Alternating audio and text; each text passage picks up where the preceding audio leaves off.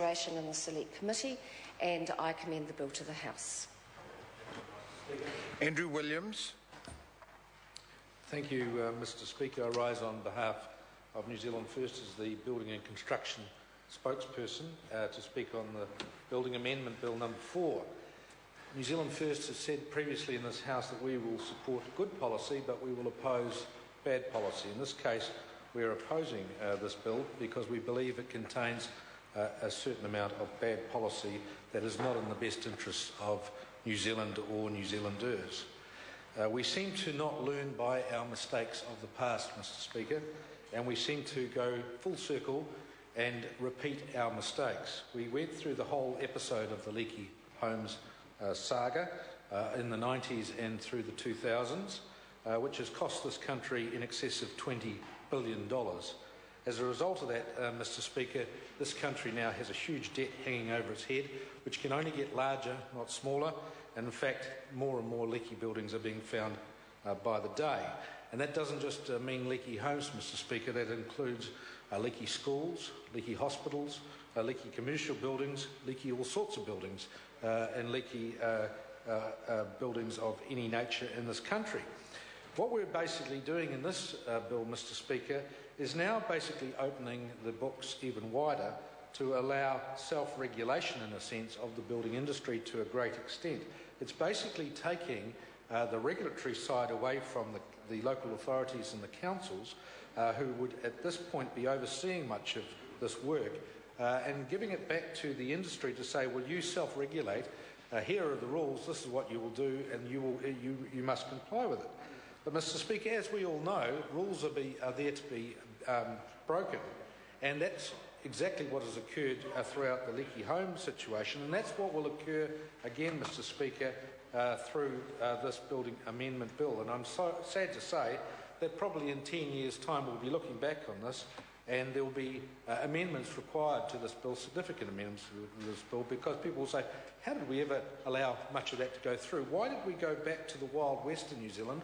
Why did we turn New Zealand back into a situation where basically virtually anything could go up without too much oversight by the local authorities? Mr Speaker, I was a hearing commissioner for 9 years in local government. I sat on many building consents and resource consent applications. And when you've sat as a commissioner and you've heard the applications before you, you do understand why it is necessary to have a regulatory authority that is at least having an oversight to much of the building process that's going on. For instance, and I raised the issue of heritage, nowhere in this document do we hear the mention of the words heritage. And yet much of this work that will be allowed to occur without any consent from any authority could have a great effect on the heritage buildings within this country. For instance, it says here in Clause 7 of the Part 1 of the schedule, repair or replacement of an outbuilding. The repair or replacement of all or part of an outbuilding is permitted. So basically an outbuilding that could be there that might be 100 years old, might be 120 years old. Somebody within this, without a permit, can literally just replace it, as long as it's within the same footprint, and build a new building on the same footprint. Mr Speaker, to my mind, we could see decimation of heritage buildings throughout New Zealand based on that clause alone. It also says here under Clause 10 that interior alterations to existing non-residential buildings will be a permitted activity. So in other words, shops, offices, libraries, factories, warehouses, churches or schools can be retrofitted internally without a consent. Well, again, we have wonderful buildings throughout New Zealand, heritage buildings, but basically they could be stripped out, gutted, completely removed on the inside and replaced with no consent from an authority. And so again, we could have decimation of our heritage buildings. This also allows for things like carports to be put up without a permit. And again, can you imagine what some sort of structures could go up in the form of carports around the country? It also allows for retaining walls to be built as long as they don't exceed 1.5 metres depth from the ground. Well, again, a lot of retaining walls are right on boundaries with other properties, right on with affecting neighbours. And if there is no consent given for a particular retaining wall, you can have a huge impact. If it doesn't have the required drainage put in it, if it doesn't have the right footings, if it isn't done to a certain standard, but it is permitted up to 1.5 metres to be done, then, Mr Speaker, this could have a huge impact on property owners and neighbours.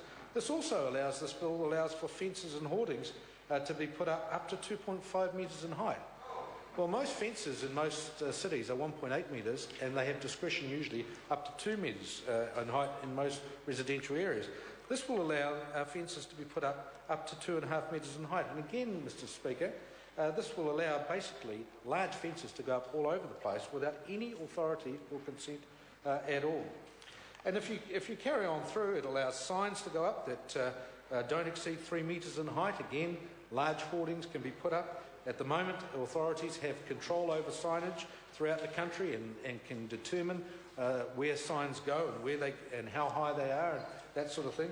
This basically allows for signs to go up that don't exceed 6 square metres and don't go higher than 3 metres high. Again, Mr. Speaker, we will have outright large-scale erection of signage around this country with no authority being able to intervene and stop it. Mr. Speaker, I look through this and I think there are not enough safeguards in here. I have had a great impression working with building inspectors and working with local councils and authorities in the North Shore and in the Greater Auckland area. And I've been very impressed with the work that the building inspection people do. They are the watchdogs for building. They are the ones that go out on site and make sure things are done to a certain standard. They have been the ones, unfortunately, who have been put in the invidious situation of having to approve buildings under the building code, which allowed for the kiln-dried timber and the monolithic cladding, which ended up in the leaky homes. But they were inspecting buildings to the building code that was passed by the national government back in the 90s. So they were approving what was an approved building code. However, in retrospect, many of those same building inspectors would say that the same buildings should never have been allowed to go up in the first place, and the building code should never have been amended back in the 1990s to allow those sorts of buildings to be constructed. Mr. Speaker, what we're seeing here is basically, again, a dilution of the building standards. What we're seeing is an opportunity for wholesale erection of all sorts of structures. For instance, pergolas will be a permitted activity to put up a pergola anywhere you like. And again, pergolas do fall down and they do topple. I have personal family experience of a person who has come off a pergola because it was improperly constructed. This allows for tents and marquees to be put up any time you like, as long as they don't exceed 100 square metres in floor area. Again, sometimes in this situation, you do have to have somebody controlling it, because again, these structures can be built on all sorts of land situations, slopes, hills, all sorts of parks and recreational areas, which don't always suit themselves. Mr. Speaker? Mr. Speaker, this basically is again an attack by the national government on local government, and it's very clear that national does not like local government. They see this as another way of diluting local government. This is basically kneecapping the whole process of local government in terms of its regulatory role in overseeing building inspections. New Zealand First certainly supports the reduction in fees and the reduction in costs in terms of the building sector. We certainly support the reduction in the cost of inspecting the works and finding cost savings. But, Mr. Speaker, we have great concerns that through this and in years to come, what we will see is a lot of shonky building going on. We will see a lot of what we would call replacement of buildings and replacement of structures, when in actual fact they will be new structures. And we see this as potentially affecting significant heritage buildings throughout New Zealand, because people simply will turn a blind eye to what is replaced in existing situations. So, Mr. Speaker, New Zealand First will not be supporting this bill, and we will be opposing it through this reading. Nikki Kay. Mr. Speaker, I'm pleased to speak on this Building Amendment Bill number 4. I want to start by acknowledging the Minister